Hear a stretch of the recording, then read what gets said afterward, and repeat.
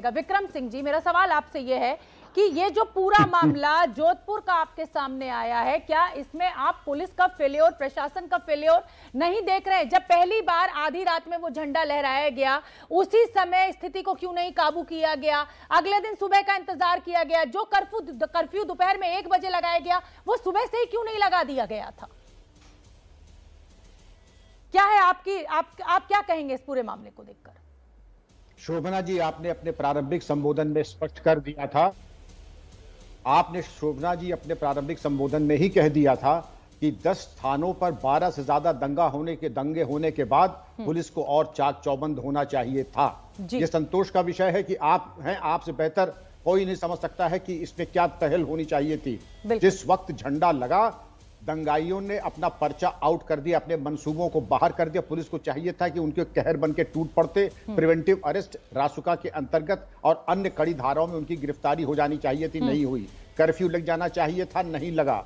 इसके अलावा जो पुलिस के ऊपर आक्रमण हुए, आगजनी हुई, गाड़ियों के ऊपर तोड़फोड़ हुई, अब तक कोई माकूल गिरफ्तारी नहीं हुई। और आपने इंटरनेट और बाकी चीजों पे तो प्रतिबंध लगा दिया, व्हाट्सएप और सोशल मीडिया पे। अगर यही पहले चेत जाते, जैसा आपने फरमाया, तो ये कम से कम दुर्दिन राजस्थान को नहीं देखना पड़ता और हमारी बदनामी पूरे विश्व में नहीं होती।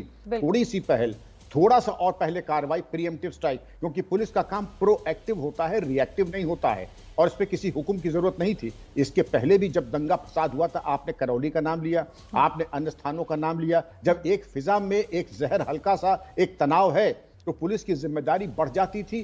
प्रिवेंटिव अरेस्ट, छतों के ऊपर ड्यूटी और ड्रोन के माध्यम से जो टेक्नोलॉजी हमारे पास है, आपसे बेहतर कौन जानता है, ड्रोन टेक्नोलॉजी से हम सर्वे कर लेते कहां भीड़ इकट्ठा हो रही, गलियों में कहां पे क्या हो रहा है। इंटेलिजेंस को और चाक चौबंद करके एडवांस इंटेलिजेंस ले लेते, एक्शनेबल इंटेलिजेंस। हमें क्या लगता है शोभना जी, कुछ हमें हाथ में था नहीं हमारे, और हमने फिर रिएक्ट किया। और बाद में जब हमारी फोर्स पिटने लगी, गलत है और हमारे ऊपर। लेकिन ये भी जो जहां तक है कि पुलिस ने प्रतिशोध की भावना से कोई काम नहीं किया, वरना मैंने ये भी देखा है, हमारा एक कर्मी जब घायल हो जाता है तो हम अपना आपा खो देते हैं और फिर डिसप्रपोर्शनेट फोर्स का इस्तेमाल करते हैं। कम से कम राजस्थान पुलिस ने डिसप्रपोर्शनेट फोर्स का इस्तेमाल नहीं किया। लेकिन मेरा परामर्श होगा, इस धैर्य को कमजोरी न समझे कोई। आगे आप कम से कम आज रात तक जिन लोगों ने आगजनी की है, पुलिस पर आक्रमण किया है, कानून अपने हाथ में लिया है, ये एक झंडा रवैया तरीके से लगा है, उन पे तो कार्रवाई हो जाए। बिल्कुल ठीक है विक्रम सिंह जी, एक रवैये के ऊपर भी सवाल खड़ा हो रहा है। रवैये की बात इसलिए हो रही है कि जब उत्तर प्रदेश में कुछ इस तरीके की घटना होती है या मध्य प्रदेश में होती है, तो सख्त एक्शन देखने को मिलता है, यानी जमीन पर एक्शन दिखाई देता है। भले ही मैं बुलडोजर को बिना न्यायपालिका के इस्तेमाल के सही नहीं मानती हूं, लेकिन इस्तेमाल होता है और जो भी आरोपी है उनकी फटाफट गिरफ्तारी होती है। यहाँ राजस्थान में करौली में हिंसा भड़कती है, किसी तरीके का कोई एक्शन जमीन पर दिखाई नहीं देता है। क्या ये उसका खामियाजा है कि जो इस तरीके के शरारती तत्व हैं उनके हौसले बुलंद होते हैं और इस तरीके की घटनाएं सामने आती हैं?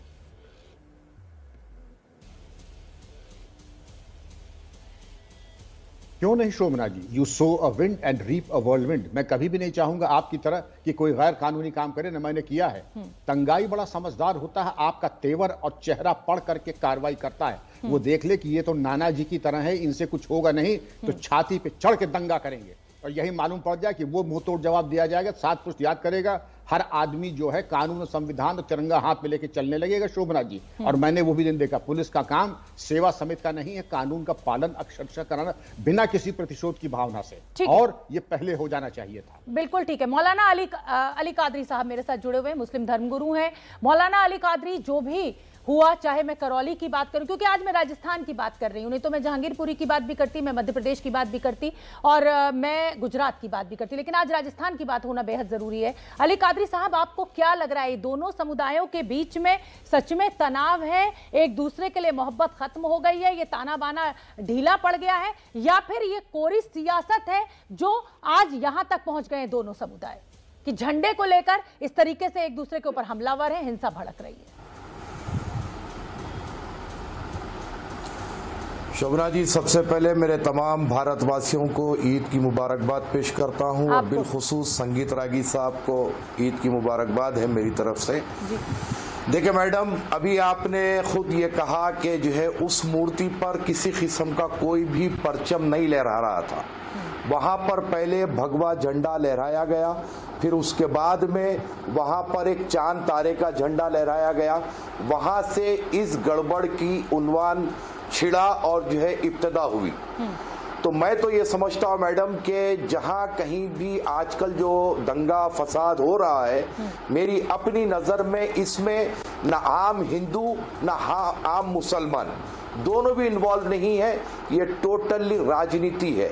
और रहा सवाल कि हमारे अपने देश के प्रधानमंत्री, हमारे अपने गृह मंत्री, इंक्लूडिंग योगी जी जो मॉडल पेश कर रहे हैं, लेकिन बीजेपी की निचली सतह के जितने लीडर्स हैं वो मॉडल को फॉलो नहीं कर रहे हैं। उनको भी चाहिए कि मोदी जी को, अमित शाह जी को, योगी जी को फॉलो करें और सारे समुदाय के लोगों को साथ लेकर चलने की कोशिश करें। अभी आप देख रहे थे कि हमारे एमपी साहब है और एक्स मिनिस्टर है, बहुत बड़े जिम्मेदार आदमी है, लेकिन उन्होंने किसी किस्म की कोई जिम्मेदारी की गुफ्तगू नहीं की, बल्कि उल्टे एक समुदाय को जिम्मेदार बनाने की कोशिश कर रहे हैं।